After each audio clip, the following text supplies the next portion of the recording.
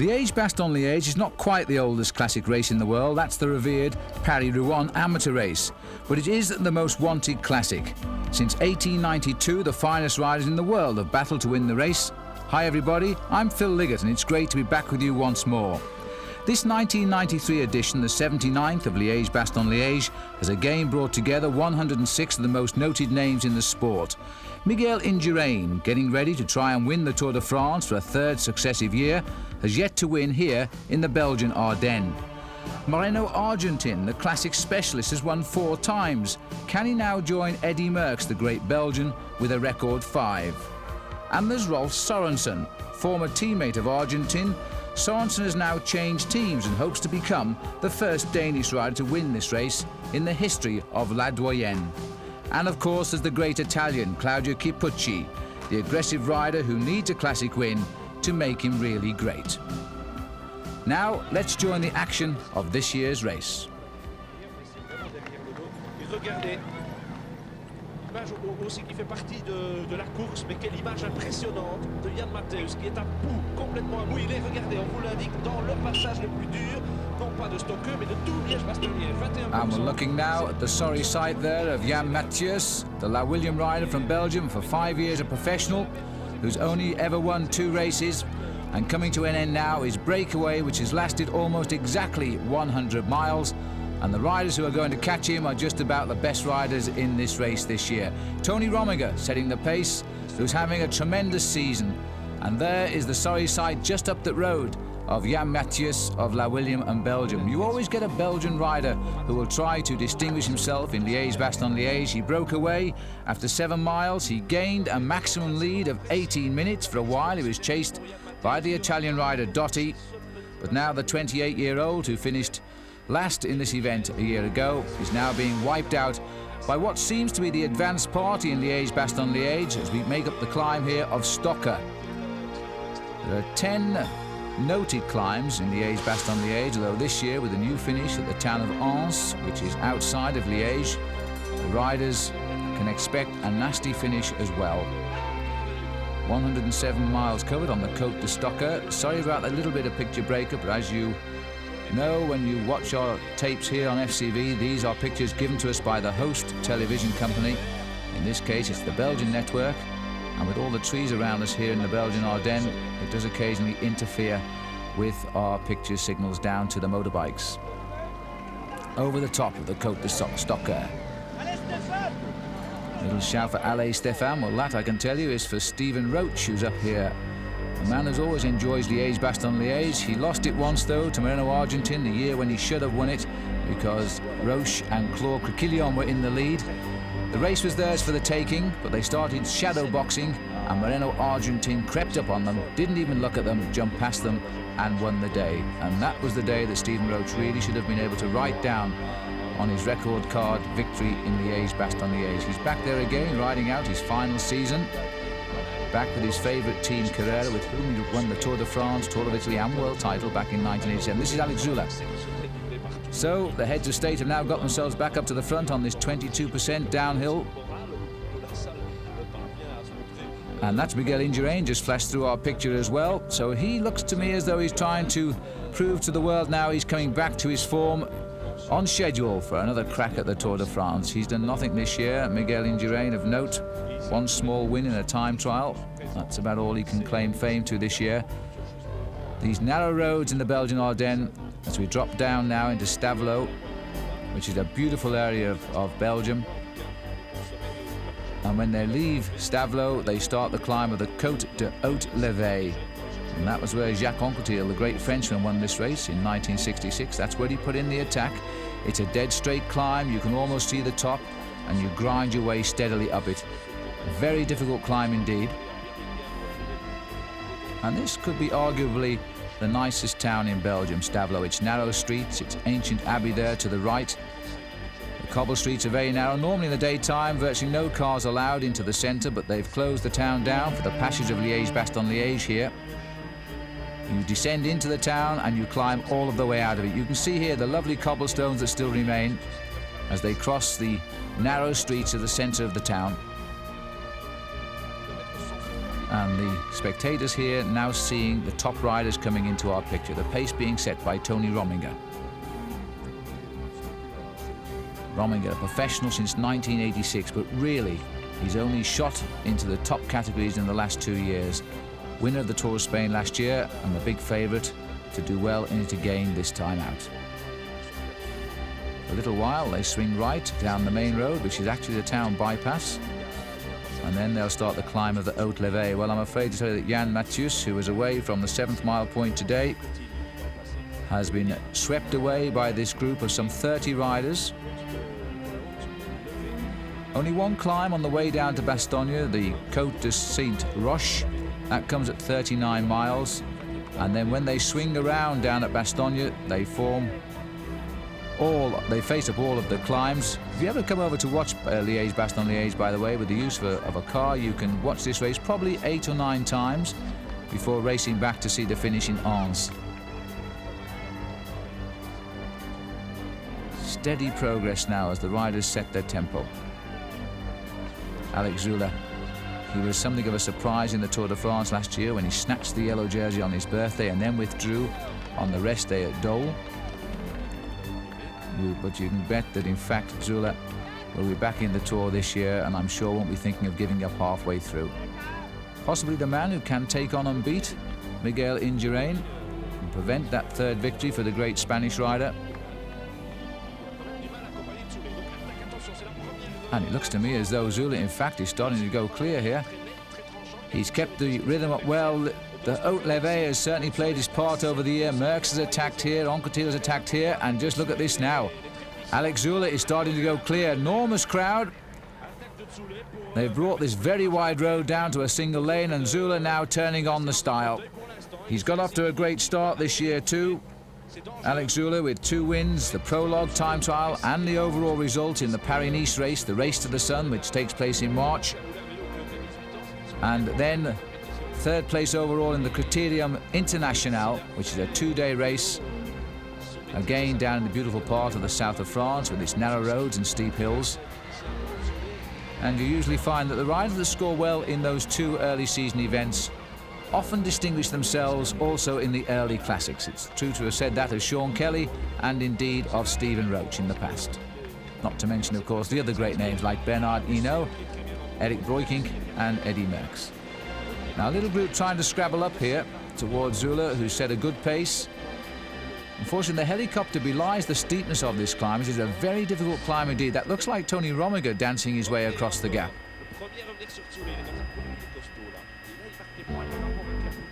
3 riders forming at the front. 3rd rider could be Claudio Chiappucci. Looks like the little hunched shoulders position of that rider. And this is Uriato, who I would presume has been caught in no man's land here as we come up towards the top of the Haute Levée. This little group trying to get up into the leading group as Jan Nevens, the unfashionable Belgian, who won a stage in the Tour de France last year, and he's caught himself some hot company up here because Van der Est is there. 201 is Maurizio Van der Est, the man on form, winner of the Flèche Wallonne just a couple of days ago. Zülle, his clear glasses on today because I'm afraid the weather is threatening heavy overcast conditions, not very warm at all. Rominger on the other side. There's the lineup: Rominger, Nevens, Zülle and Van der Est.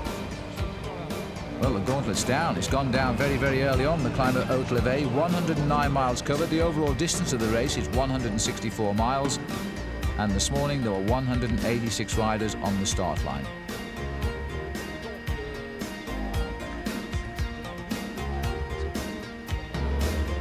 You can see the spread now. The 4 leaders setting the pace. 1 rider trying to bridge the gap.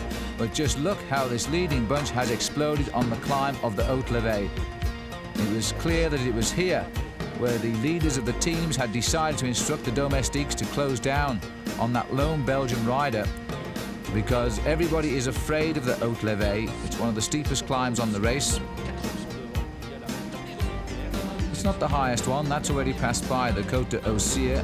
That was at 67 miles, but it's certainly one of the most noted because from now on into the finish, the riders will face the Rossier Lorsay La Redoute, the renowned La Redoute, which climbs away from Remouchon and the Côte des Forges, where in years gone by, anybody left in the front group has tried to split it up.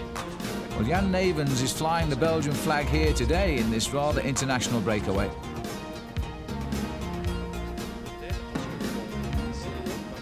And the fifth rider to come onto the back of this leading group is Rolf Sorensen from the Carrera team. You may have just seen him join up there. The riders are now moving on to the next big climb in the Ardennes. This is the Côte de l'Orsay, and this is a long one, 4.1 kilometers officially, which makes it the longest climb of the 10.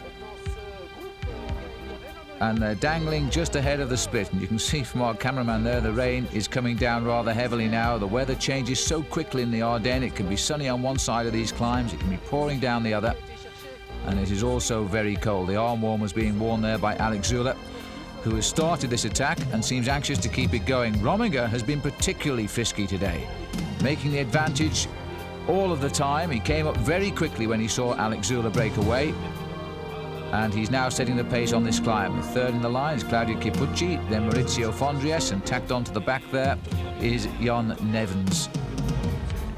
Well, team manager Jean-Luc van den Broek will be rather pleased to see his Lotto man has made the split for the moment at least.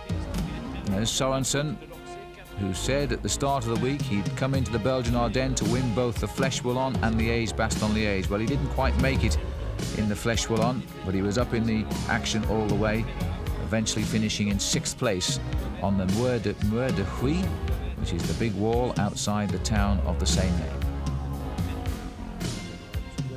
Jan Nevens seems to get better as he gets older.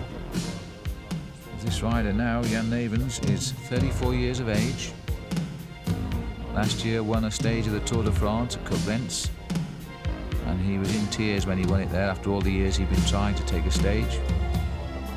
And now he's come up to this leading group very well indeed. He must be feeling a little bit overawed, I would think, by the quality of the other 4 men around him.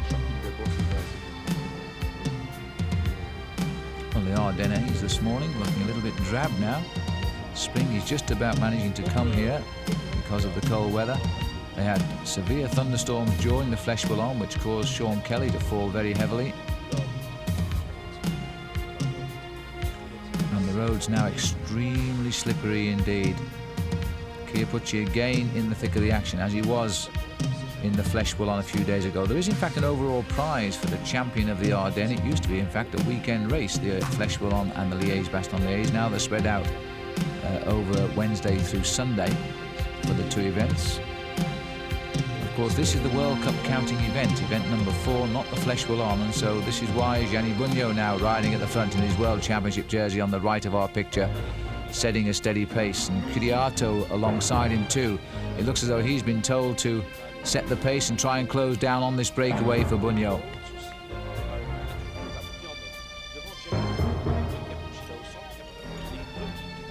Eric Breukink in the Oncé colours. Well, he's not going to do any chasing while Zülle sits up there.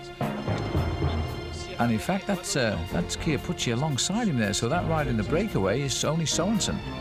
So we've got Sorensen, Rominger, Zülle, Fondries and Nevens in that breakaway, not Chiappucci, as I said earlier. There's little Chiappucci. There he is, just passing through our picture. 1 or 2 of the teammates have got up here now to try and discourage the reaction from the field. And Bugno is realising that he will going to have to do something about this himself, because nobody's going to help him. The class team have also come up. And Chiappucci won't do anything while Sorensen is up there, because they're very good friends indeed.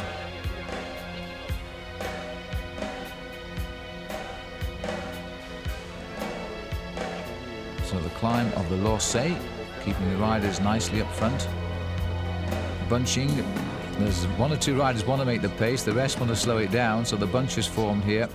But the field has thinned down a lot. It regrouped after the descent from Stocker on the Haute Levée. And there you can see the size of the main field now from the big field that rolled out this morning. And maybe 35, 40 riders left in this race, with any hope of catching up to those 5 leaders. Kiriato told to make the pace, wearing his long tights this morning, and I don't blame him, because life in the Ardennes can be very miserable. This race has been run off in the snow before now. The year Bernard Hinault won, back in 1977, very few riders reached the finish in the snow.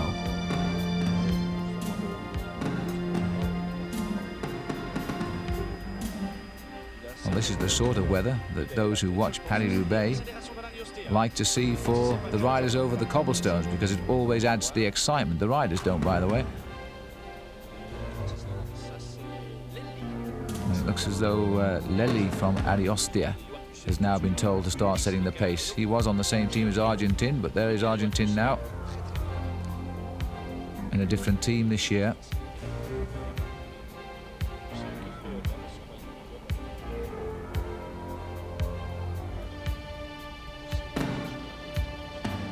And the pacemaking has taken its toll. There's a big split in that field again already as we go up towards the summit of the Côte de l'Orsay. We're now deep in the heart of the Belgian Ardennes. We've climbed a long way away from Bastogne. They've made their turn down there where Jan Mathies was in the lead. He's been caught. He was caught coming out of the town of Stavelot on the climb of Haute-Levée. And that was where Alex Zülle has decided to open up the attack.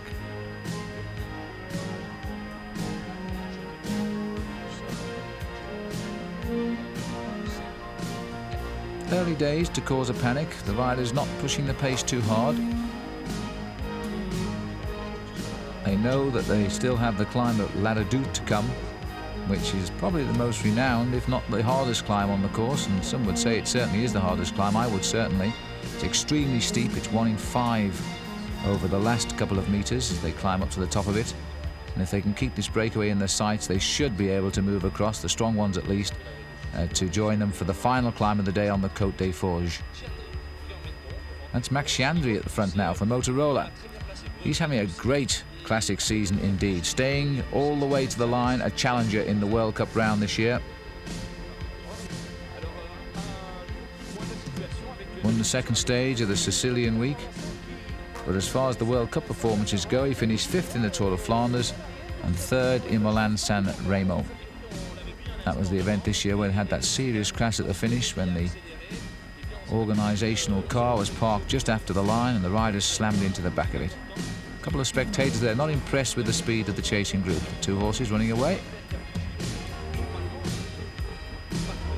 The Motorola riders really haven't enjoyed a good Liege Bastogne Liege today. There's only Chandry been up there.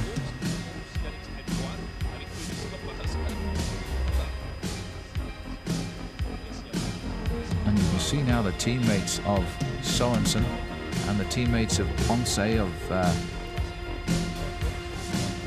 Alex Zülle. They're trying to slow down and disorganise this chase. They put Max Chandry up there by himself to set the pace. The gap is not very much, around about 30 seconds at the moment. They can probably see them if our camera would swing round.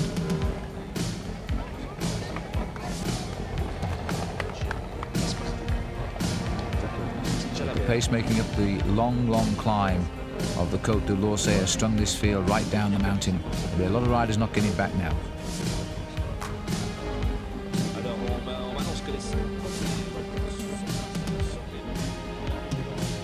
This looks like Stephen Lux has come to the front. The 5 leaders have gone over the summit. There they are. 201 is Maurizio Fondriest. Zülle at the back. He's the man that started the breakaway. Jan Nevens is sitting down there in the middle.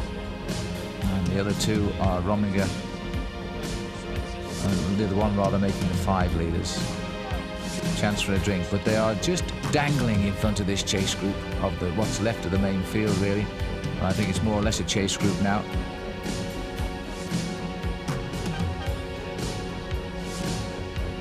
There's Jan Nevens. Turned professional back in 1981. Doesn't win too many races as a professional, but he certainly seems to have been choosing them these last few years. He won a stage of the Tour of Switzerland back in 1981. And last year, of course, he won that wonderful stage in Koblenz, where he nipped away from the leaders in sight of the flag at the kilometre to go and snatched the victory in Koblenz. And he confirmed himself that year last year as well with 3rd place in the Zurich Championship. But this isn't the sort of company he's used to keeping. Still left to Max Chandry to make the pace. There's the gap now, 48 seconds. Well, it's not a lot. And there's still plenty of reaction coming from the chase group.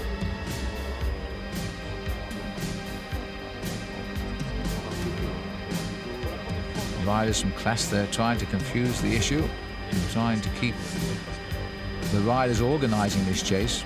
It's a tentative move that Zula's made, but quite clearly the fact that Fondriest paid such close attention to that move, and then Sorensen, who came up late, also must have fancied the chance of its success, and they built this lead of 48 seconds. They still have to climb 2 no-tee climbs, which today will be included in the 10 for the King of the Mountains competition, but then there are 2 lesser climbs which aren't included in the mountains competition before the finish, the new finish down at Anse.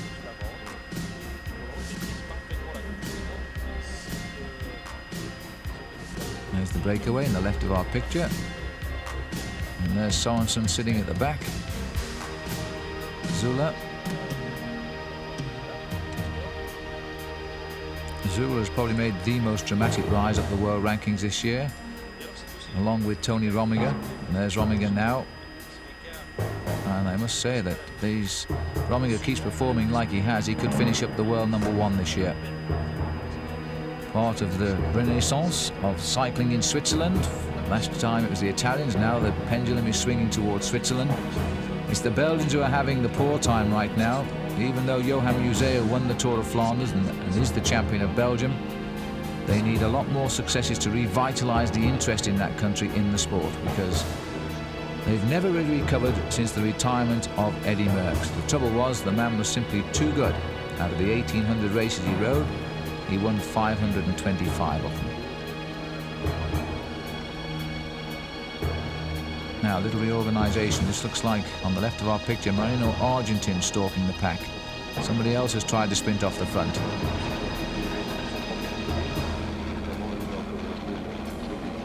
And Argentin has said he wants a good ride here in Belgium this spring, because if he doesn't get it, he's talking of retiring. He's always been known as the man of the Belgian Ardennes. He's won this race 4 times, 3 times straight, 85, 86, 87. And then in 1991, Rolf Sorensen was his teammate then. He was back in 3rd place.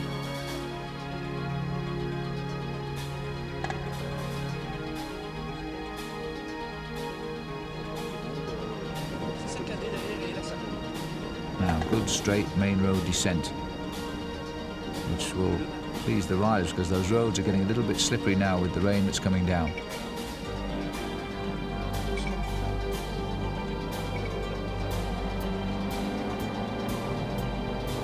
One of the few classics indeed where the Belgian riders really have dominated it.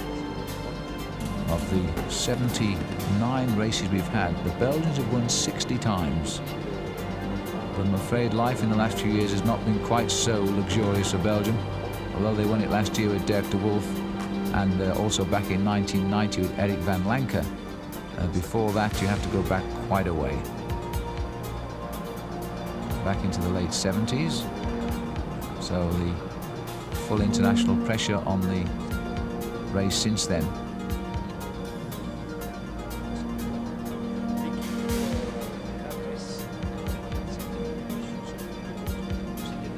But it does seem that this year the classics aren't leaving much room. It's coming down the breakaway, 39 seconds now. It does seem that the classics this year aren't leaving much room for the non-top riders, the lesser men, to cause surprises. It was the case last year. We had a number of wins by riders we would never have expected, like Jackie Durand in the Tour of Flanders. But this year, the stars have made sure they haven't missed the moves. And this is a very talented breakaway. The only rider really that we would not expect to be here is Jan Nevens. And no sign at all of this weather now abating. It's closed in slowly on us ever since we made the turn down at Bastogne. You can see the spray coming up onto the camera lens here from the back wheel of the rider in front.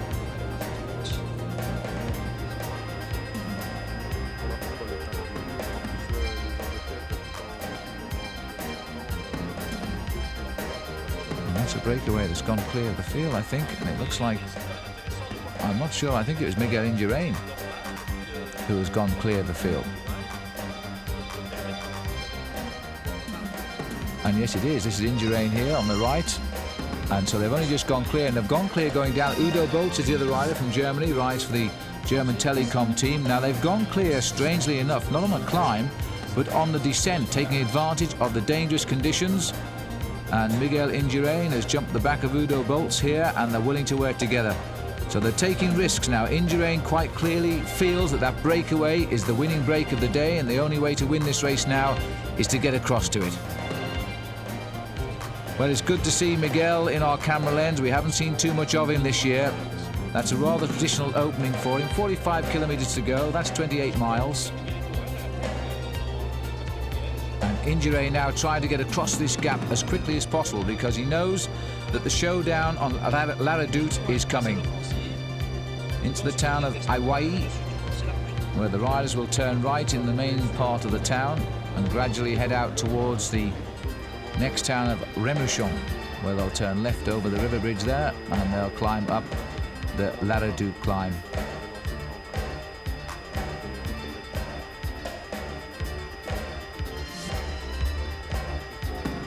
Well, this great classic began back in 1892, won for the first 3 years by a Belgian rider, Leon Hua.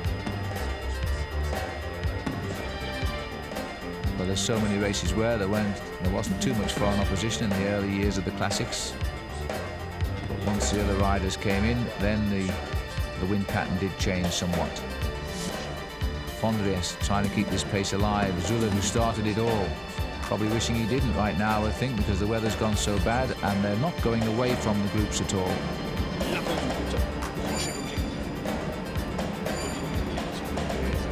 There's a huge crowd waiting on the top of La Redoute for the riders.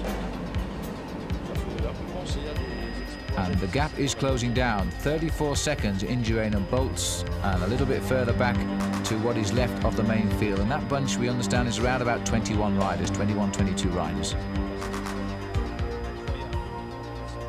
This is a very brave move by Miguel Indurain. Like Claudio Chiappucci, married during the off-season, and of course all the accusations follow that married life doesn't suit the hungry ways of a top professional bike rider. Form hasn't been coming as quickly as at least the Spanish journalist would like to see, and the Italian journalist in the case of Chiappucci. They want some confirmation that their two stars will be ready for the upcoming Tour de France, and perhaps, in the case of Chiappucci, a win at last. Who knows? Certainly the route for the Tour de France this year is a vicious one. Udo Bolts, strong German rider, lands the occasional big win in the small stage races, but he's never won a classic. And he's having a job hanging on to the descending here of Indurain, who's coming down this hill at something like 45, 50 miles an hour. This big man, who says his resting heartbeat is 28,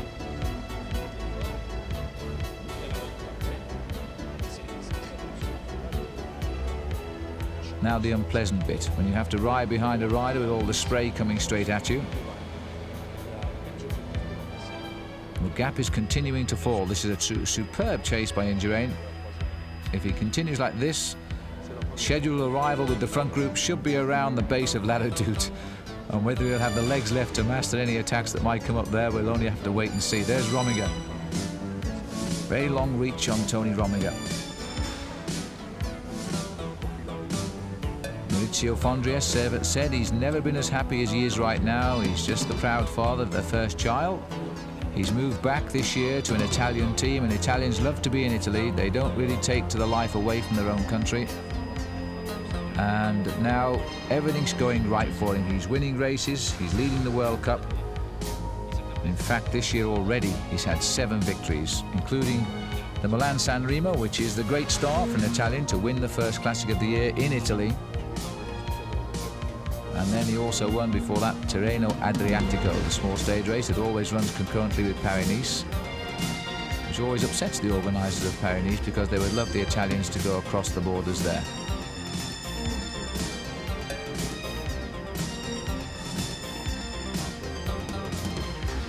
Lost his lead overall in the World Cup at Paris-Roubaix, where he didn't ride, but he's warned us all that he's fit and ready to go and regain that lead in the World Cup competition, because he won the Flèche Wallonne in dominating style recently. 4 days ago, he broke away on the last big circuit. They couldn't catch him, they could see him and couldn't reach him, and he stormed up to the climb of the Muer de Huy, kept it going all the way up, and won clearly. This is Hawaii. And there is Jan Nevens. Which is exciting the Belgian commentators, I can tell you that, not surprisingly, because if Nevens hadn't read this move, there wouldn't have been a Belgian up here today.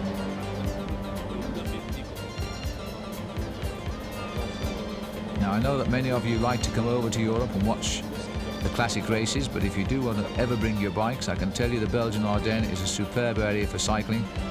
And while we watch the faces here of the leaders, of the chasers of Udo Bolts and Miguel Indurain, touring-wise, if you base yourself in Remouchon or Hawaii, where they are now, there's many narrow little roads, but we can't take Liege Bastogne Liege up because the roads are too narrow.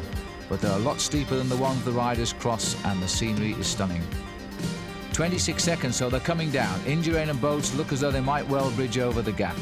48 seconds back to the chase group. They really are not out of contention at all, because Roach is in that group, so too Breukink, although they won't do the counter-attack because they're keeping well under control Gianni Bugno, the world champion in that back group. Johan Museo is also in there, champion of Belgium. He would like to be over here because the MG team from Italy have dominated the opening classics of the year in many ways, but they haven't got a man in this league group today. And Ballerini is also in that chase group. So the MG team are the team losing out.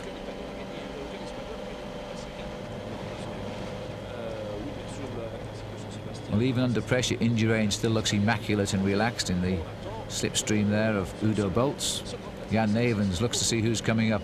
The riders get a bit twitchy when cars pass them because it often means that the race referees have told the cars to go ahead because the chase group is catching them up. And you see the loss of the neutral service vehicle there, the Mavic yellow car, indicates that this breakaway now is well within reach of Miguel Indurain. They've taken out all of the vehicles. They do this to try and keep the race very fair indeed, because chasing riders will spot those lead cars and will go for the cars rather than the riders. So by clearing the gap, very often it has the adverse effect on the chasers and they can't get across. It's a cruel world. But the riders also know now that if they don't keep the pressure on, this attack is going to fail. And this went, don't forget, on the Haute Levée after 109 miles. We're approaching the 136-mile point here. Long legs Azula, turning out to be the next big star of world cycling, I'm sure of that. 38 kilometers to go, that's 24 miles. But what are 24 miles? I guarantee that if a touring cyclist was trying to ride that 38 kilometers a day, he could reckon on an hour and 45 minutes. Well, I think these riders will be there in just on the hour, hour 5. There's the little group that set the trend ever since they passed the unfortunate Jan Mathieu from La William. A team which has also announced its withdrawal from the sport next year, which is rather sad, and another body blow to Belgium. While the rest of the world seems to be on a high in the sport, Belgium is taking one or two unfortunate knocks.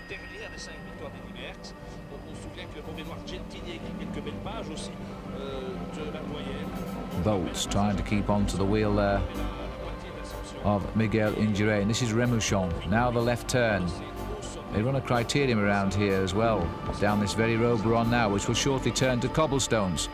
And they'll make a right, and they make a very sinuous approach to the start of La Redoute, which is a very good road indeed, but very, very steep.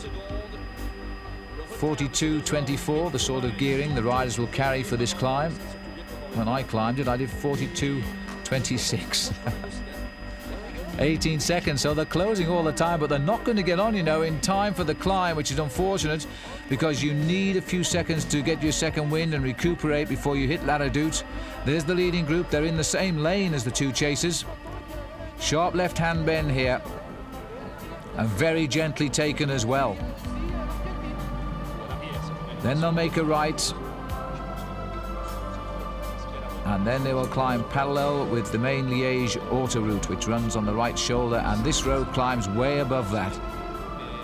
There's the graphics. 9.8% is the average gradient, 20% right. Oh, and Bolts has gone down. That's Bolts come off that bend, and he's hit the traffic sign. So Indurain, I presume, has gone through. Oh, has he gone through? He's gone well through. Indurain has gone Well, perhaps our director will show us that again in slow motion in a few minutes' time, because we'll have a camera right with them. But Indurain, really, that's a shame, because he needed the firepower of Udo Bolts. Now he's on his own. Here we go. What's the back rider? What's the front rider? Bolts, oh dear me, and Indurain was lucky.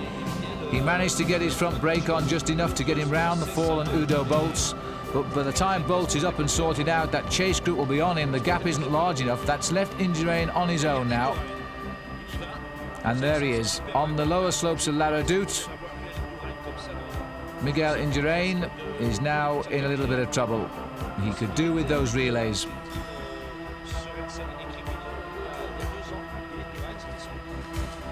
Well, at rest, his heartbeat is said to be 28, and it reaches a full firepower at 150. And I would think he's probably beating at 200 after seeing the crash right in front of him there of Udo Bolts. He was very lucky to escape it. Now, let's go further up the slopes of La Redoute. Here's Zula. Zula's in trouble. Now, that surprised me. Alex Zula, who started this attack on Haute Levée, is now having to hang on. This is not the steepest part of the climb. Just when you think it's all going to be nice, you go round the corner and you'll see the crowd standing a long way above your head. It gets quite steep. Rominger relaxed and climbing very well indeed. What a brilliant climber he is. There's Jan Neven, surprisingly inspired by the fact he's racing on roads he knows inside out. And there's confirmation that Zula has been dropped from this lead group, so we've got 4 riders left up front. And it's all under the steady impetus here of Tony Rominger. Rolf Sorensen looking okay. He's been up here in the lead group before alongside his teammate Moreno Argentin. Fondrier sitting at the back there, doesn't look too uncomfortable. And the vehicles on the right there are parked actually on a freeway. But I don't suppose anybody will mind. This is Belgium after all, and we'll climb above the level of the freeway as the riders continue. That looked like Cassani. Oh, it's just gone slip through our picture there.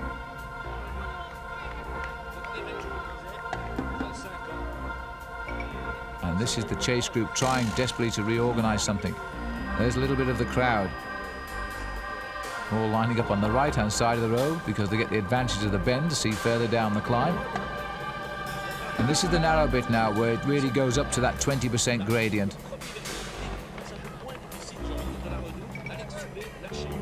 Rominger content to set the pace. Fondrier content to just stay at the back here. And as this crowd closes in, there's not going to be much chance to pass anyway. And Miguel Indurain, we understand, is falling further back. So he was unlucky. He put everything into bridging that gap before the climb of La Redoute. It's failed. And these 4 leaders now winding up towards the top. That's Lely, in fact, on the left of our picture here. Chiappucci gritting his teeth, hanging on to Lely's wheel. Chiappucci would love to be up in this leading group, but he's handicapped by the fact that his teammate Sorensen's here, so he can't come up on his own. He'd be accused of bringing the rest up because it's such a tentative lead by these 4 riders that really has never gone clear. They've barely scraped a minute's lead at any point.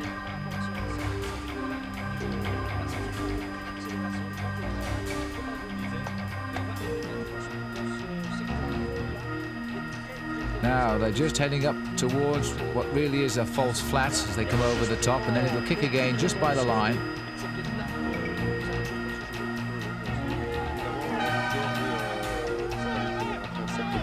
And you see the Belgians, they always said they used to be biased for Belgium, but believe me, they will support anybody who's putting in maximum effort in one of their classic races. They were marvellous to Fondriest in Flèche Wallonne the other day. They shouted into his ear all the way up the finishing climb at the Muir de Puy.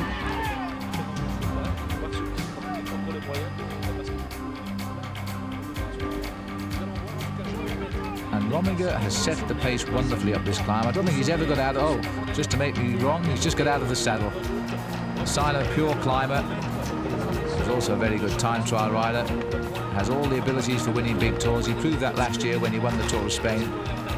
He's never ridden well in the Tour de France. Let's hope he comes this year to the Tour de France, because he really could be a man to take the mantle away from Miguel Indurain. And this is the chase group. So you see, Claudio Chiappucci will not help out at all here, Lely. sitting behind him all the way up, and that chase group is going to pull them back, I think. Once over the top, it stays very narrow roads, and we have a sharp descent as we go down through the town of Sprimont. That becomes a much nicer road. Then we head up towards the Côte des Forges.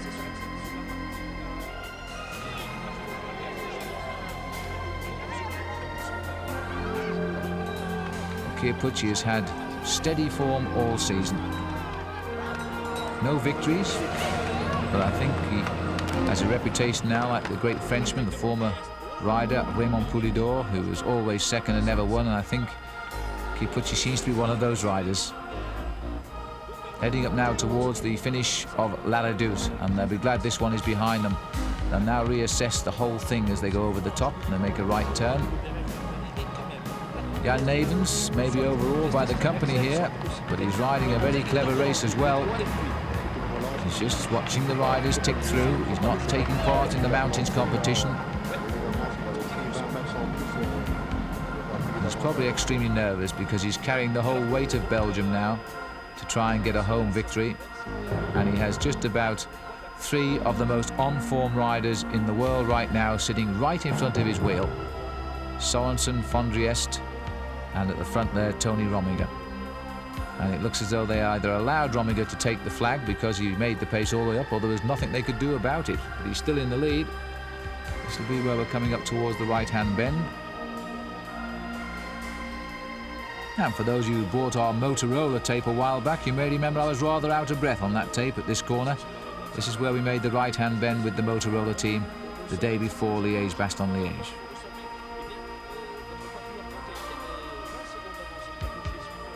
They're saying 20 seconds is the gap, in fact, back to those 2 chasers. So that's nothing. They settle down, but remember that Chiappucci will not help.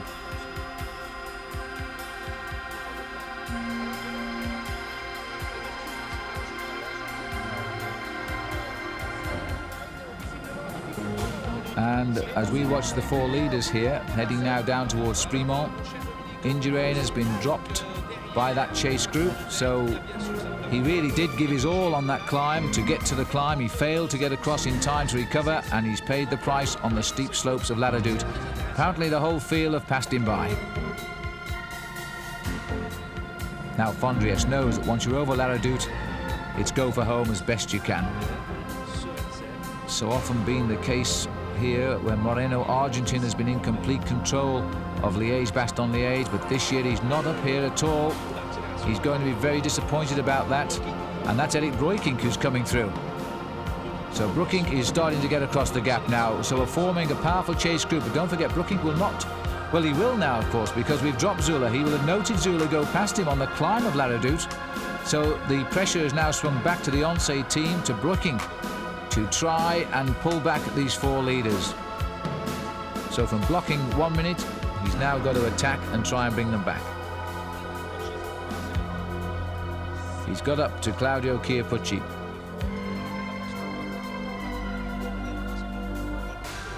Giorgio Furlan with Chiappucci, not Lely.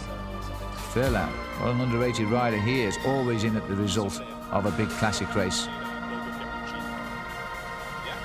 And that's Argentin gone through with the glasses on. Argentin has come from absolutely nowhere. He's come climbing steadily up with this group, which seems to be about 10 or 12 long. So they've chased Breukink, who came up first. Argentin is now up there. This is a superb group now that can settle down. And Cassani is also here, David Cassani. Ballerini is the rider on the left of our picture, so the MG team have got their man up here. Ballerini still embarrassed by the way he lost Paris-Roubaix the other week, when he should have won it, of course. He came onto the stadium with Gilbert Duclos-Lassalle, and you could tell then which one was the track rider and which one wasn't. Duclos-Lassalle won by the width of his tyre. So Ballerini would like to make amends today. He'll never live down Paris-Roubaix. There's the composition. Furlan, Cassani, Chiappucci, Sciandri, Ballerini, Eddie Bowmans is here. Eric Breukink and Moreno Argentin. They're the leaders. Well, they're not the leaders, but they're the chasers, and it's a very select group indeed. And again, we're seeing another classic this year where only the best names have survived. No newcomers, no luck, and nobody springing a surprise, with the exception perhaps of Jan Nevens, who's using his experience of being a professional since 1981. Now we're out of the narrow road for a while at least. And we're heading now down towards Sprimont.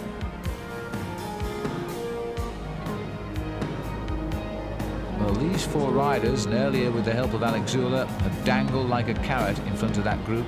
They've never been clear of the field, and they still may not stay away, because there are now a lot of rides with no teammates up here to defend for. They could well apply the pressure. The MG team are certainly going to want to put the pressure on. The Ariostia will want to put the pressure on, so too will Argentin.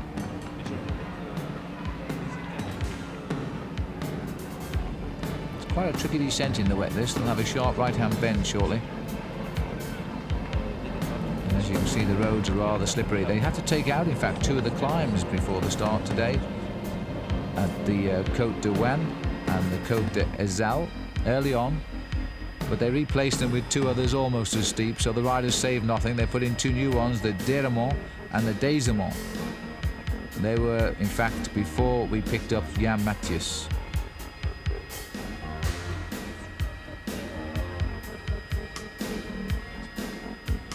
A little pan round, 26 seconds, absolutely nothing at all. 26 seconds now, and that group is reorganizing itself behind.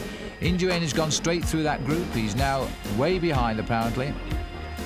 And Jean-François Bernard has come up as well, the French rider.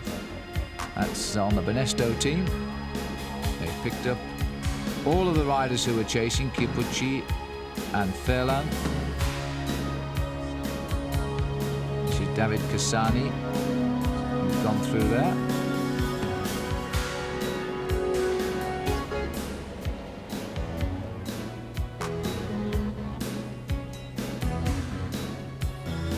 Again, that field under pressure.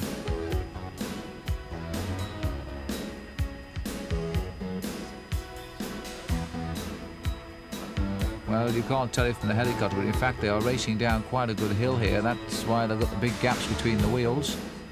One or two riders clearly nervous. They're laying off rather a long way. They'll shortly be starting their ascent of the Côte des Forges. That's where Pedro Delgado once made his move for victory, but Sean Kelly was far too vigilant for that, caught him and went on to win. And that tells us that Eric Breukink has punctured from this chase group. Well, it's not the Onse day, is it? Zula makes the opening attack. Zula gets dropped and Ladadout. Breukink, in with a real chance of crossing now to the leaders, has gone out of the race with a puncture. Well, that's bad luck for Eric Breukink. Really nice guy. His father, Wim, used to be the top man in the Gazella cycle factory before his retirement. Now Wim tells me, or Eric tells me rather, that his dad plays a lot of golf. Max Chiandri, the only Motorola left in at the front. It hasn't been their day either, but Chiandri has still kept this tremendous form this year for the early season classics. Surely it's not going to be long before he lands a big one for his team.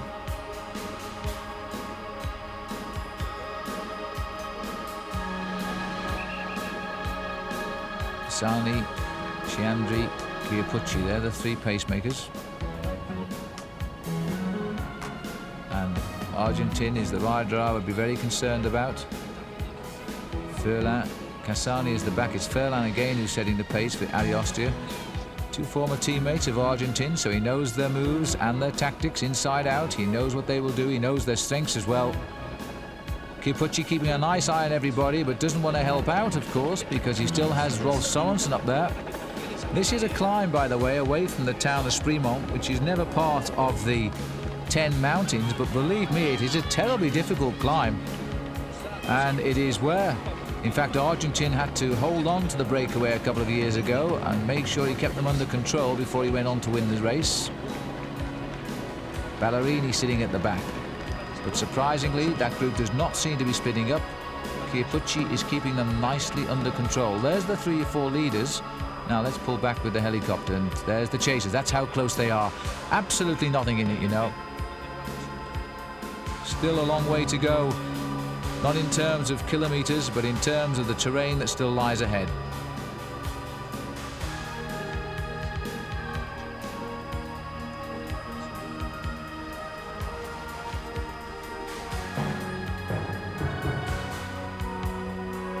And there's the main field as we go back down to the ground level on our motorbikes. I always admire the motorcyclists on weather like this because they take the same risks as the cyclists. And despite the fact that the motorcyclists may be crashing, you'll always see our cameraman keep his focus on the riders. Now, new legs for Jan Nevens, realising that once they're over La Redoute, there's a real chance now that this breakaway can succeed. And Nevens knows if he doesn't, he's not going to be going anywhere if they get caught. He's got to keep this breakaway, willing to work now. Rominger, Sorensen, von Driest. Von Driest hasn't overworked in this breakaway. He's done his share, but he hasn't overworked. The man who's put his reel back into it is Tony Rominger. And he hasn't gone anywhere.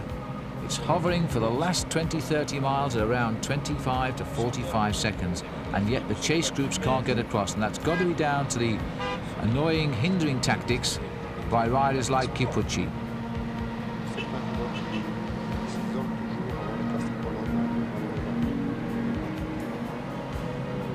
These four riders have had to stay friends, although they represent, of course, rival teams. They've had to work together.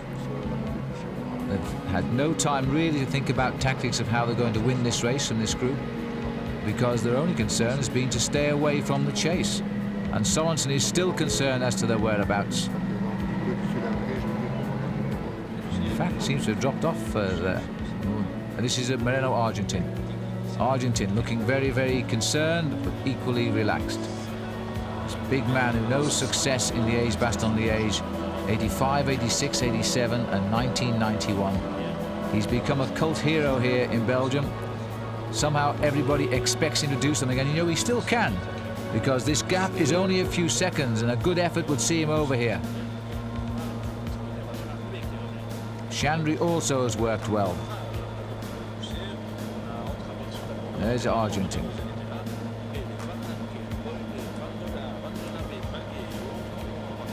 Rider well known to the Americans because he won his road racing title in Colorado back in 1986.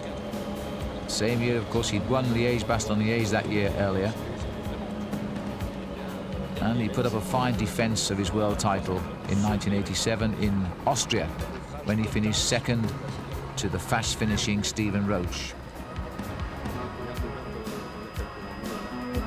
But he really is a man for these two Ardennais classics. Second in Flèche Wallonne in 1988. He won Flèche Wallonne also in 1990. And he's got those four race victories in this particular event. But the form has not been there this year yet, and Argentin has hinted if he doesn't find it soon, he's going to stop cycling altogether.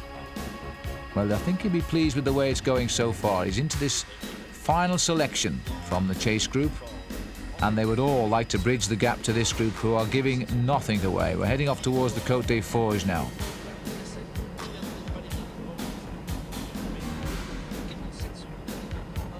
Chandry, Ballerini, Bowmans, they're all back there in that chase group, all well capable of bridging the gap if these riders make a single mistake. And I wonder just how, for example, Jan Nevens is feeling right now. Surprisingly, it was Zula who cracked first. He's gone on La Redoute, gone right through the groups as well. There's the 8 chasers, 34 seconds. They just can't get any closer, can they? You can almost touch these leaders and can't reach them.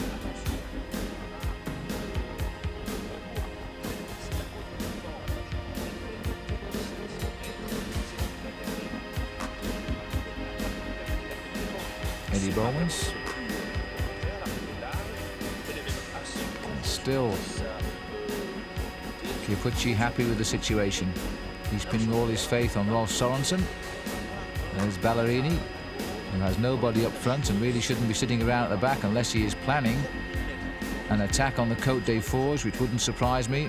It's the last serious climb, and still 15 miles from the finish. Still time to bridge 30-odd seconds. Plenty of time.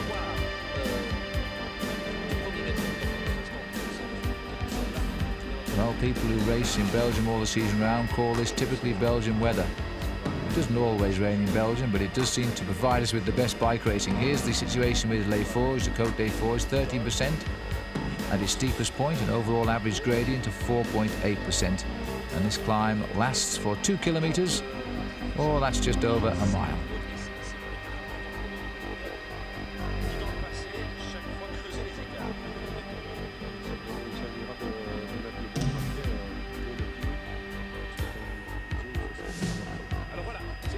lovely crowd watching the leaders. And I'm not surprised they're taking it very carefully around that corner. Now they start the climb of the Côte des Forges.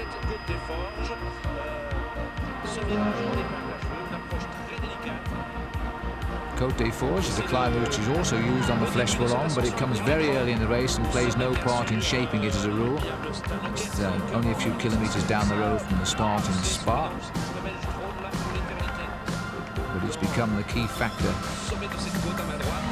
very often in Liege Bastogne Liege. Nevens looks around, he's hearing all the shouts now to this crowd are for him, because you have the lovely choice in Belgium. There's the main hairpin bend for the chase group, which is swollen somewhat. In fact, I think that's probably the third group on the road now, unless they've been strengthened by a large group which is joined on. The people here, not only will they be zigzagging around looking at the race 5, 6, 7 or even 8 times, they'll also be popping in and out of cafe doorways and keeping in touch with it on television too. And Jean-Francois Bernard, who's now turning the screw a little bit tighter as we start the climb.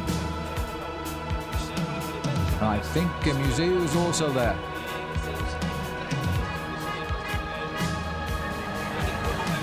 Well, they know this is the last chance they've got. Jean-Francois Bernard, who hoped his team leader Miguel Indurain would have crossed the gap before Remouchon, saw him fail and passed him struggling on La Redoute. Now it's up to the Frenchman to try and put matters right.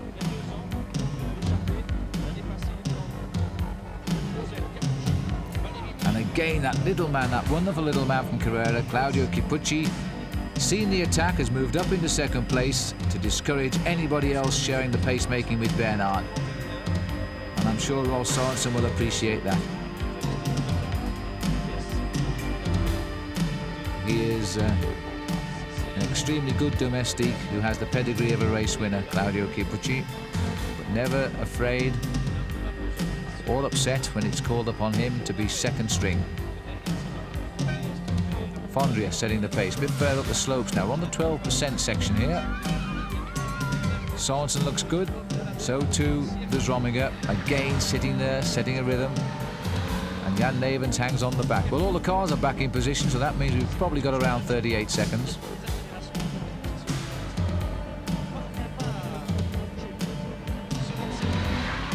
Sorensen setting the steady tempo. No Danish rider has ever won Liege Bastogne Liege. In fact, I can quickly give you a rundown on the countries who have.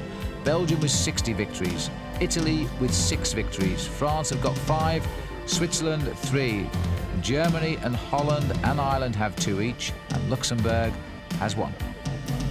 That's the basic statistics, and the record man is of course Eddy Merckx, who won the race in '69, '71, 2 and 3, and finally in 1975. And that's David Cassani, who's gone from the front of the group, and again Claudio is going to annoy him. Nothing left in the legs there of Jean-Francois Bernard. Eddie Bowman's also. I'm going to have to sit there and watch. Côte des Forges is a main road climb, but it is very steep towards the end.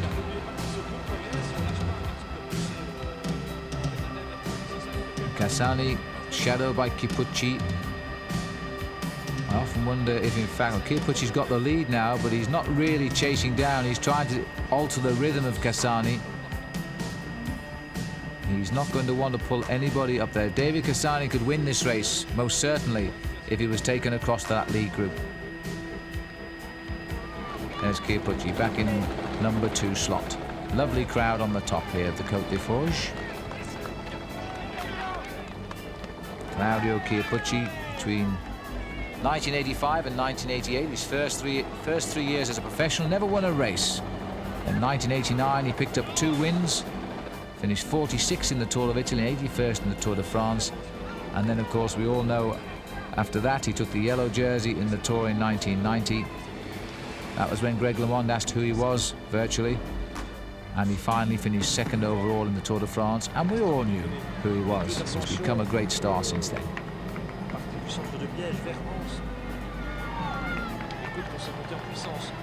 Now he's a little bit exasperated, I think. He would love to do something about that breakaway, but on the other hand, he'll feel content. Sorensen knows the finish. Well, no, let's be fair, he doesn't actually know the new finish at Ans. He knows the sort of run. We go across the city of Liege, but we continue on this time and climb the Côte des Anses, which is a nasty little hill. A kilometre or so it finishes before we get to the line in the town of Anse.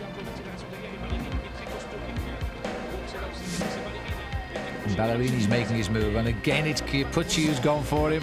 Where does he find these legs? Ballerini's put his move in on the Côte des Fours. This is where we would expect him to make his final effort, but Ballerini has been shadowed by Chiappucci, and this is again Jean-François Bernard gets across as well. And that will be Ferlin, who's up there too. 4 riders split clear.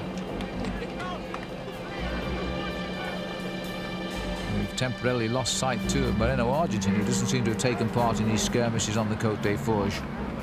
That's Ballerini, Chiappucci, 2 Italians on rival teams. Ballerini had a great year a couple of years ago. He's got the form back again this time.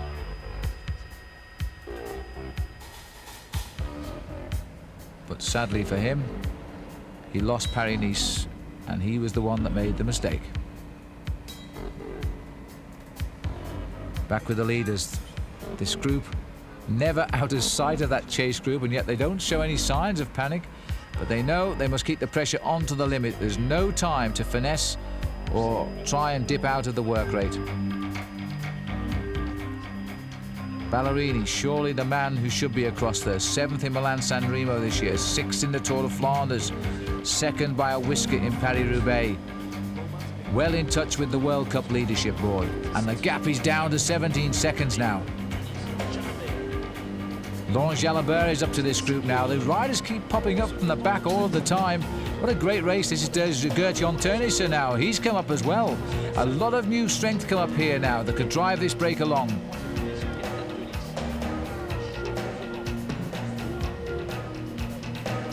And that looks like Dufaux, who's also here.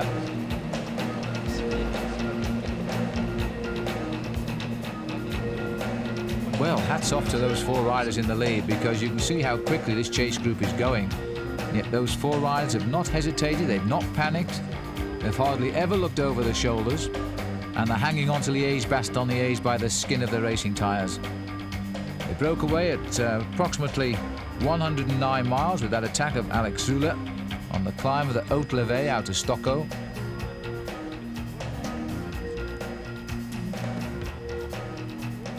Now they're heading towards the city of Liège. But unfortunately, it's not the finish today. They've got to go across the city. Still panic there. Now, Fondriès is seriously checking out that chase behind. Rominger doesn't dare look back. And you can hear the riders shouting as well as the public here now. They're trying to drive this break along. They know if they're caught, they haven't got a chance. They've given out all of their energy to stay clear. Sorensen also shouting, wants more action. And I think they're shouting at Jan Nevens, who is starting to miss turns.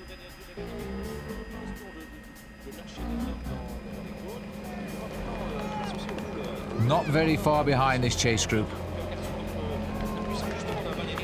Ferlin is the rider up there with Chiappucci as ever. Ballerini.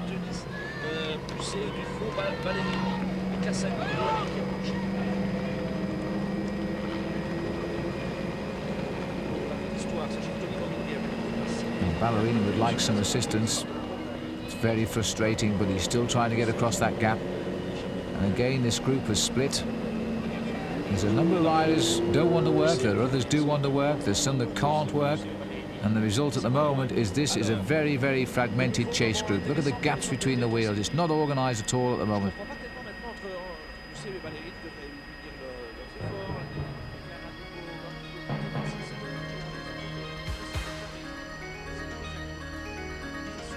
And as they slow down, there's a general reforming here by riders coming back into the fray. Sadly, Eric Breukink has not recovered from that puncture, is not back up here.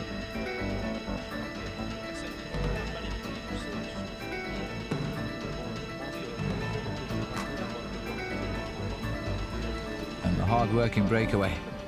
Moto 1 always indicates we're with the leaders. Sorensen, whose father Jens was on the Danish Olympic team a few years ago, and always watches our coverage in the English language too. Very nice man indeed. Very proud of what his son Rolf has done, and I should imagine today he's pretty excited as well. This is Cassani who's gone.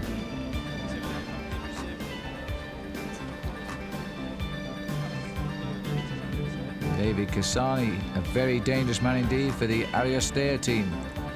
But realising it's just not working, Ballerini is the first up to him. Johan Museeuw. The chase continues to try and reorganise itself. Cassani captured there, sitting at the back. This continual looking around by the riders indicates that there's so many in this group does not want to assist.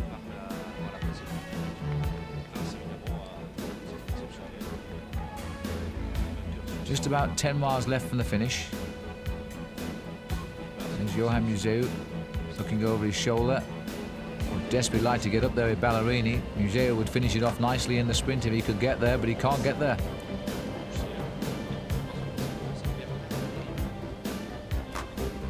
Winner of the Tour of Flanders gave Belgium a proud moment this year, wearing the colours of the national championship, which he's got covered over today because it's so cold. I think he's put an extra jersey on during the ride. There's the composition of this chase group. Number 75 is Luke Gruson.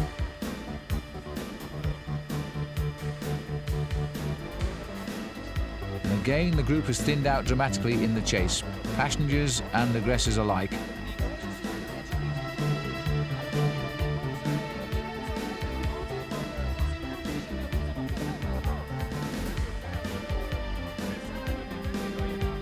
Now the question is, can those four riders still hang on as they go across the town or the city of Liège, because they will cross the river Maas. It's Maas in the Dutch language, it's the Meuse in the French language, but it's the same river.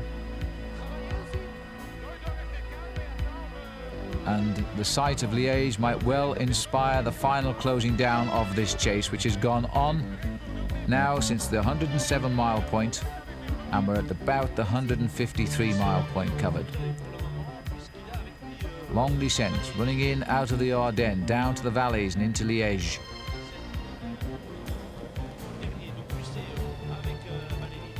Well, there have been some great races in the Liege Bastogne Liege over the years, but this is going to go down as one of the finest by a breakaway of stars who never quite escaped and still haven't. The gap is open slightly to 32 seconds.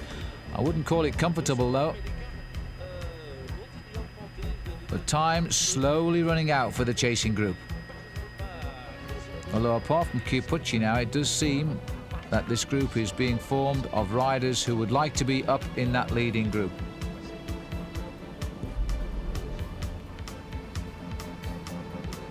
Von Drest. Naven's taking the race through now. So he's back into the fray with the four up riders here. Tony Rominger.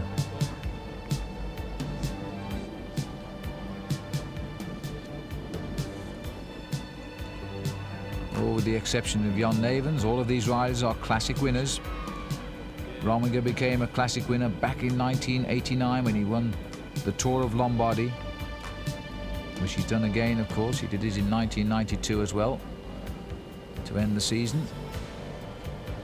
So they're no strangers to the big victories, and they also know what it's like to dangle out in front of the best bike riders in the world.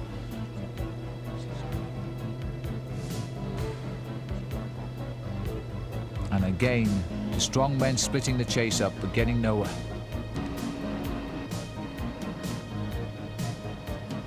That was Stephen Roach we've seen there, so he's made his way up now, riding his last season. Always come good in Liege Bastogne Liege. Rather a shame he's never actually won the race, but he's always been up there. That's Giorgio Ferland, who's gone through the picture. And there's Stephen, there's Cassani on his wheel. And Stephen, of course, is not going to chase through. A little bit of frustration. But you know, Roach is certainly not going to help bring back his teammate Rolf Sorensen. I spoke to Stephen Roach before the start of Flèche Wallonne, and he was saying that Rolf Sorensen was riding like two men in the Tour of the Pays Basque, absolutely flying. And he said to me, he won't win the Flèche Wallonne, but he will win Liege Bastogne Liege. Well, we'll find out. He was right about the first thing. He didn't win Flèche Wallonne, but he was in the result. He finished 6th.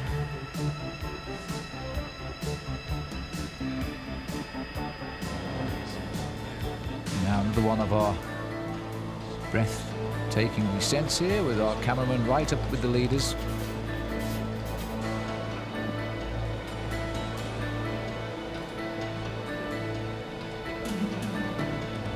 Still riders trying to work this chase out, with 13 kilometers to go from the finish now at Chenay. 7 miles. About 2.5 of those miles are uphill. With the last climb approximately just over a mile, 1.25 miles. Steep climb that brings them up towards the finish at Anse. But so often this Liege Bastogne Liege has come down towards the finish in a big bunch with just a couple of riders off the front. Today they've been spread right across the Ardennes, and it's all because the big stars attacked so far out today at 107 miles, and that is why these riders have scrabbled to try and put right the mistake they made. Individually they've tried to cross the gap, they've been brought back, and these 4 riders have been simply magnificent. In particular, Rominger, very, very strong on the mountains. Fondriest has ridden a very sly race. He's worked, but never overworked. He's looking for the win. And Jan Neven's working hard now, because the thought of what he's doing is on Belgian television, and he's doing his reputation no harm at all. 37 seconds. They're just stuck. It was 38 last time. They're just one-on-one, and nobody is getting anywhere now. They're both riding at precisely the same speed. This is amazing. There's the Mars on our left. As they run over there, we'll turn across the river as we go into Liège. In fact, the riders go very close to the hotel they stay in, which I would think is a little bit upsetting, especially if you're suffering at the back of this race today.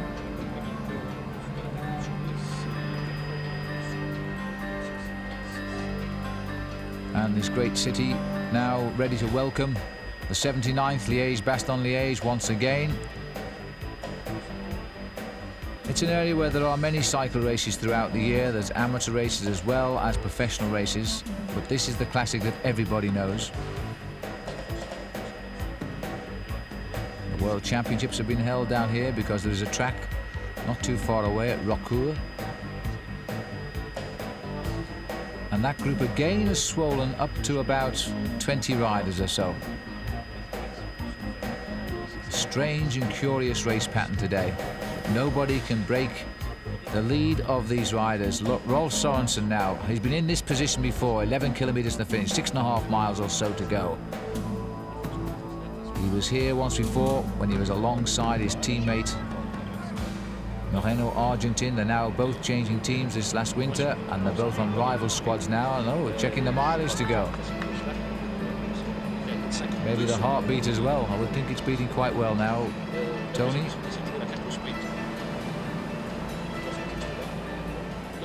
Now if it comes down to the sprint, Fondriest will be fancied well.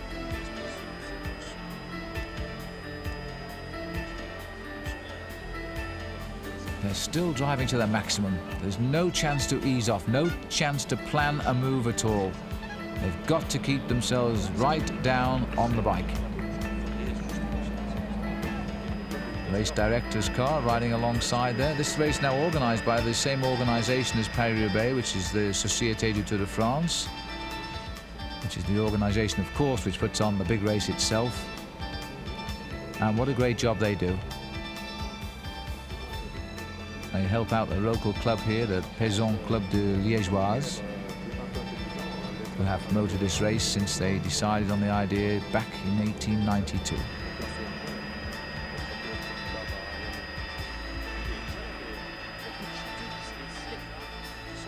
The echelon formed at last, indicating the wind is coming from about 5 to 12 on our windscreen, television screen. Everybody trying to duck in behind. This is Gérard Drouet, who rode extremely well in Flèche Wallonne to get second place for the second year running. Tournisser is up here. Now perhaps this little group can do something about it, because they seemed to have shed the rest of the chase group on the flat road. They were all together a minute ago. They've got something going there now. We're in the streets of Liège. Over the bridge of the river Meuse. And they must be gaining in confidence, but there's no real chance for them to get confident because they can't even afford to ease up just to take a drink right now.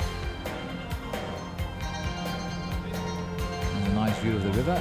Oh, well, there we are. Jan Nevens has found the time to take a drink and a souvenir for somebody as well.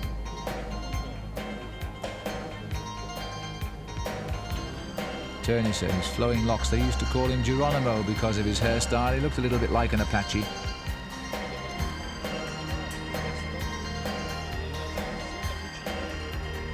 And that looks to me as though Chiappucci has gone away again and now invited people to join in. They're making the left turn. That's how close it is. We're just over the same bridge now where Jan Nevens has thrown away his drinking bottle. As we move on, heading now towards Anse, and it's a minute one. Well, it's extended. I'm surprised at that, but somebody has hesitated back in that field. It's gone out to what is now a comfortable 1 minute, 1 second. The riders probably don't know that. But that surely is enough. A breakaway that's never been away at all. It's Dangle has now got 1 minute on the field. Now, if the commissaires on the motorbikes come and tell the riders this, then I think we will begin to see the tactics change at the front. Over the river, there's the main pack again in Liege Bastogne Liege with just 5 miles to go.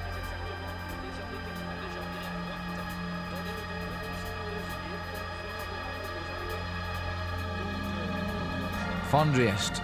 There seems to be nobody missing their turn in this lead group. 4 committed men. And Jan Nevens, well, I'd be delighted if Jan Nevens won this race. He deserves it today. He is, and I'm sure he would admit it, not in the same category as the other 3 riders as far as results go, but he has been throwing in the odd great one. Stage winner in the Tour of Switzerland, there he is. Stage winner in the Tour de France, finished 4th in the Tour of Luxembourg. We're going back a little bit there to 1989.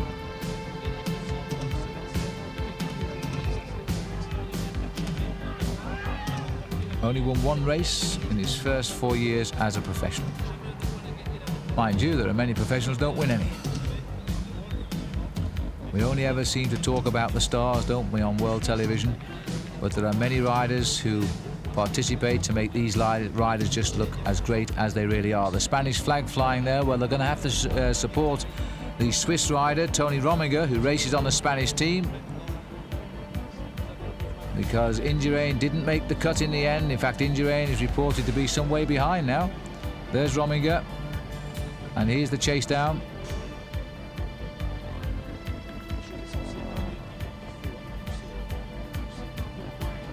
This looks like Dufo, who's trying to get some reaction for the Once team because they've had a rather quiet spell and they've had a lot of bad luck today too.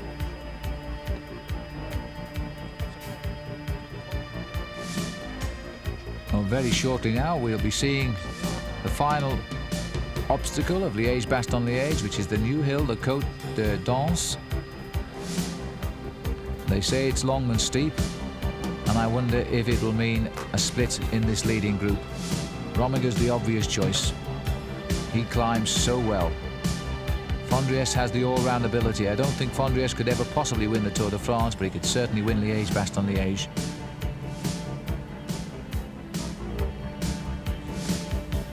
Rominger sitting at the back now, perhaps thinking what he can do with this climb that's coming up. Minute 4, they're still going clear. I would think they've gone through the psychological mark with that chase group, who now have conceded they can't bring him back, bring these 4 riders back. And Sorensen, particularly Sorensen, has a lot of thanking to give Claudio Chiappucci there, who's always been the man to spoil the chases, because there were so many riders in that chase group.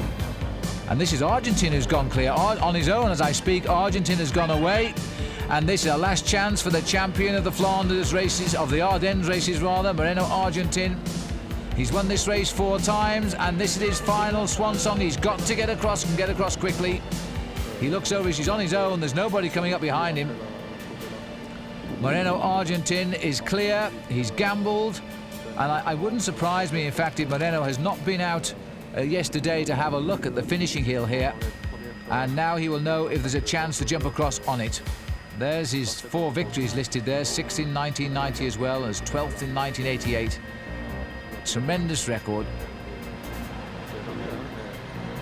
And I'm sure he's been out to have a look at the finish before he rode today. A little bit of a tricky right-hander on the cobblestones. And now they're going to start the climb up towards the finishing line, but it's a little bit over the top as well. Jan Navens sitting slightly off the back there. I wonder if they know that Moreno Argentin is now trying to bridge the gap by himself and believed to be closing in. 7 kilometers to go, about 4.5 miles to the finish. Maybe slightly less. Moreno Argentin left to set the pace. Rominger on his shoulder. It does seem that Tony Rominger has assessed that Argentin is the rider he must keep the biggest eye on. Sorensen, beautifully strong rider, came out of the Tour de France a couple of years ago when he was wearing the race leader's yellow jersey.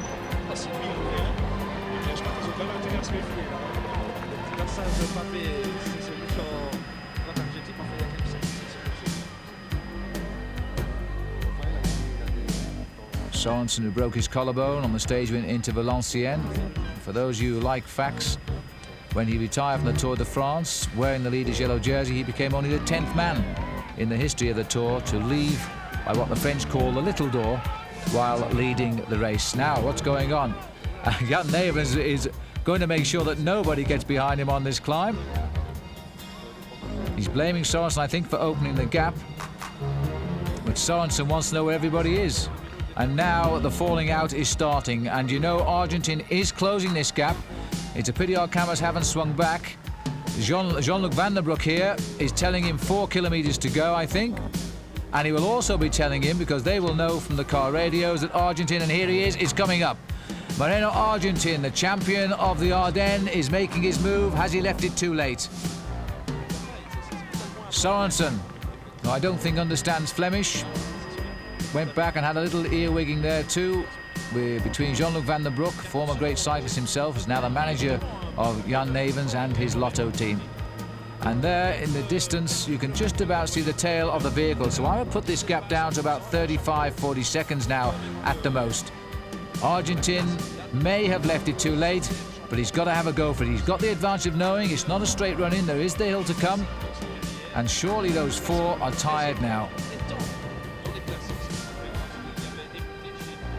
Well, it could be that the change of course is turning out to be a great success from the organisational viewpoint, because it is giving us a nail-biting finish to the 79th Liege Bastogne Liege. These 4 riders deserve the top 4 places, there's no question about that, because they attacked on the Haute Levée, they gambled on a long ride to the finish, and it has been a gamble all of the way. They have never had the opportunity to feel that they had settled this race. 40 seconds on Argentin, so he's closed back 21 seconds in a couple of miles, and Navens is going. Jan Navens is going for the finish. He's still got the climb to come. Well, maybe he didn't fancy his chance, and maybe they didn't fancy Navens because they have not reacted. Jan Navens has gone and they have not reacted. Well, this is a superb move by Jan Navens. He knows he could not allow it to go down to the sprint finish because he would not have an opportunity to beat those riders in the sprint. He may have beaten 1 but not 3. And this is how he won his stage in the Tour de France at Koblenz. He left the field at the kilometre to go, but he's gambled on a long one here. He may have sensed that they weren't paying attention. It was the right time to go before they were getting a little bit more tense, preparing for the attacks that would come. And Navens has got a big gap. This is a superb move for Jan Navens. Certainly the unfancied rider of a victory in Liege Bastogne Liege in that breakaway, but if you don't try you win nothing, and hats off to him. Slips the gears up 1. Jan Navens now is on the climb, just about, of the Côte d'Ance, which will take the riders up towards the finish. And the gap is there, very much so now. All of Belgium is hoping now that Jan Navens survives. It was Dirk de Wolf who won last year for Belgium. That was after a series of wins by foreign riders. And now, on the climb itself, Jan Navens, now the legs will start to ache. You've made your sprint, now you've got to settle down and keep the pace high and take the pains that hit you. Well, he's done everything right today, Jan Nevens. He's read every move right. Now, can he crown it with a great victory? Without doubt, his finest victory in a career which goes back to 1981. Not many professionals have a 13-year career. They reckon the average life of a pro bike rider is 8 years, although there are one or two old men of the main field now who would tell you differently to that. Men like Stephen Roach, Phil Anderson, Robert Miller, Sean Kelly. They've all been around a lot longer than that. Now, look at this, though. Well, that has been a tremendous... We hardly saw that acceleration come, but Rominger has gone straight by Jan Nevens on the climb. He's proved to be the great climber of Liege Bastogne Liege this year. He has gone past Jan Nevens on this climb, which unfortunately from the helicopter we can't give you an indication of its gradient, but it's a tough one, and he's flown straight through on him. Tony Rominger, the man of the year thus far, along with Maurizio Fondriest. There's Fondriest. Fondriest has been left because Sorensen has gone through. The break has spread eagle. Rolf Sorensen has come up now. And don't forget, there's never been a Danish victory. Sorensen has just gone past Nevens. Now can he catch Rominger? There's Rominger, top end of our picture. Now back into his climber's mode, sitting there. Lovely position. Riding relaxed on the top and all the power going straight through the shoulders into those legs. And Sorensen coming up. The race has gone right across this climb now on the climb of Ans. Rominger needs to hang on because if Sorensen gets him, he should beat him in the sprint. 32 years of age now, Tony Rominger. It's only in the last couple of years this man has really shot to the top as a rider where you expect results from. He knows it as well. Rominger leading. This is the face of Rolf Sorensen. He said he'd come here to win, and he's being drawn up to the Swiss champion, former Swiss champion now, Rominger, as indeed he's caught him. A nice deep breath. Now, will he help him or will he wait to recover? What will he do? Because the other two might recover as well. Oh dear, Tony Rominger must have felt his heart hit his boots then. He's looked across and he's seen Rolf Sorensen. He knows now that arguably the best man in this breakaway has joined him on his shoulder. These are the two that have been left. Nevens has still found the strength to hang on to Fondriest. He's had a marvellous day today, Jan Nevens. But the two leaders are side by side. That could be a way that Sorensen is indicating to Rominger that he is now the strong man in this lead group. He's gone straight into the lead. He's hardly allowed himself time to recover from that chase. A magnificent chase across the gap. Now, Rominger really does have his hands full, providing the other two don't get back. He made his effort on the climb, which is what he favoured most. And now Sorensen has joined him. Rolf Sorensen, 28 in a couple of days' time. His father was in the 1960 Olympic Games, and Sorensen himself turned professional at 20 years of age. His ambition, he once told me, was to be the world's #1 rider. Well, he hasn't made that, but he hasn't won the Liege Bastogne Liege either yet. Beautiful, long, strong legs thrashing round the big gears now. A man that would be a bit clumsy on the hills. You can see the difference in body design to Rominger. He's so good on the hills. He dances on them. But now the hills are all behind everybody in this Liege Bastogne Liege, and the strength might swing across. There was almost a clash of shoulders there with Rominger and Sorensen.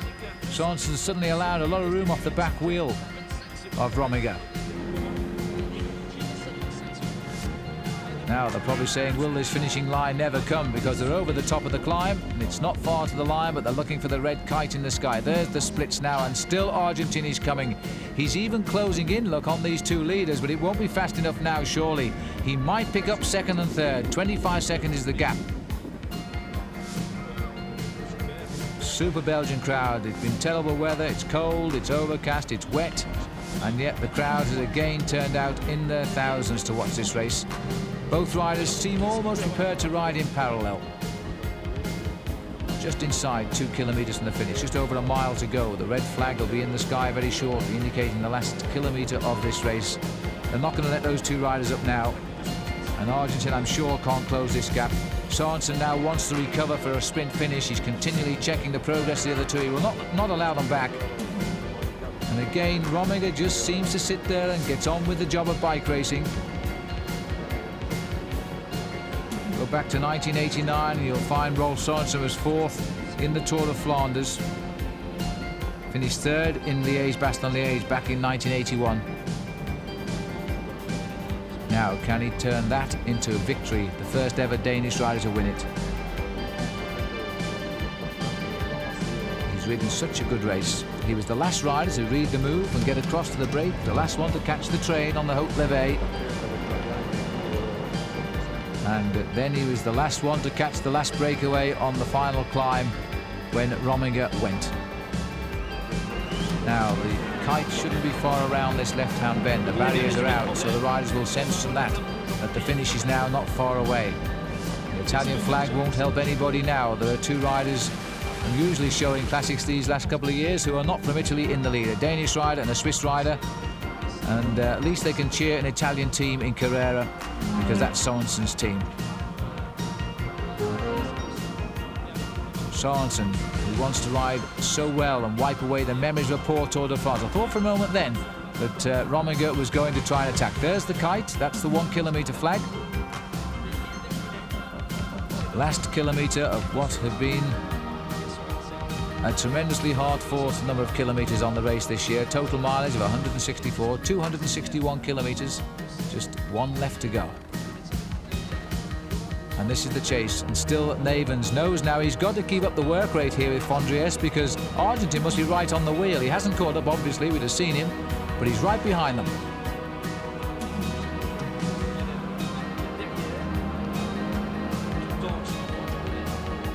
Rominger doing really what is coming automatically to him now, because he must be feeling a little bit overawed by the fact that Sorensen has countered his move. But you know, we've seen mistakes in the last couple of classics this year by riders misreading affairs, and if they misread them, they get beaten. We saw how Ballerini lost Paris-Roubaix. When he should have won it, he was the best rider in the two-man breakaway, but he did not read the wind or the track discipline well enough. Sorensen will do well to remember that. Favourites quite often get beaten. A long straight finish, a sprinter's delight, and Sorensen's going to make a long run at that banner. Sorensen's gone. In fact, Rominger wasn't ready for that move, and he's gone on the far right side. So really, Rominger should have ridden much closer to the barrier to force Sorensen to come on his left. He's already given up, and Rolf Sorensen becomes the first Danish rider in the 79 years of Liege Bastogne Liege to strike the gold medal. Rolf Sorensen is home. Tony Rominger, the great Swiss rider, comes home in second place. Now can Navens finish it off for Belgium in third? And it looks as though he can't, because Maurizio Fondriest will get his lead back in the World Cup with third place today. About 20 seconds behind, and Jan Navens is there in third place. So the Belgian rider had a magnificent ride for his country today, and the Lotto team, he gets third place. And there is Moreno Argentin, who didn't quite cross the gap quick enough, coming in 30 seconds or so behind the lead, but I think he'll be quite happy with fifth place. And there is Rolf Sorensen, buried in the traditional melee after the finish. And one or two words from the Swiss journalists here for their champion Tony Rominger, who had a simply brilliant day dancing around the hills of the Ardennes. Here's the next group in. And this should contain Chiappucci, Furlan, Yekimov, and in fact that's Chiappucci who's beating Giorgio Furlan. So they'll finish 6th and 7th on the day. What a great ride Chiappucci has done. I think it's solely down to him that that breakaway never caught up with that lead group, and it paid off in the biggest possible way. Rolf Sorensen, the winner today of Liege Bastogne Liege, the Danish rider who predicted he would come and win in the Ardennes, and he did. Here's the big sprint for the rest of the places. Laurent Jalabert is the Oncé rider who's going to finish it off nicely. He'll get 9th from Stephen Rooks and Gerard Rouet on the line. So a great finish to a great race today. That breakaway almost failed, yet it didn't, and the chase group never did quite catch up. Let's have a look at the final result of the race. A win for Rolf Sorensen of Denmark, and in second place Tony Rominger, 1 second behind. Third, Maurizio Fondriest, officially 21 seconds back, the same time as fourth place Jan Navens. Fifth, Moreno Argentin, just 37 seconds back in the end. Sixth, Claudio Chiappucci, 1 minute and 5 seconds, same time as Giorgio Furlan. In 8th was Vyacheslav Yekimov. We didn't see much of him, did we? 1 minute 19, and Laurent Jalabert was 9th, bringing over what was left of the main field. This has been a memorable Liege Bastogne Liege, and until the next time we meet, I'm Phil Liggett saying goodbye to you all.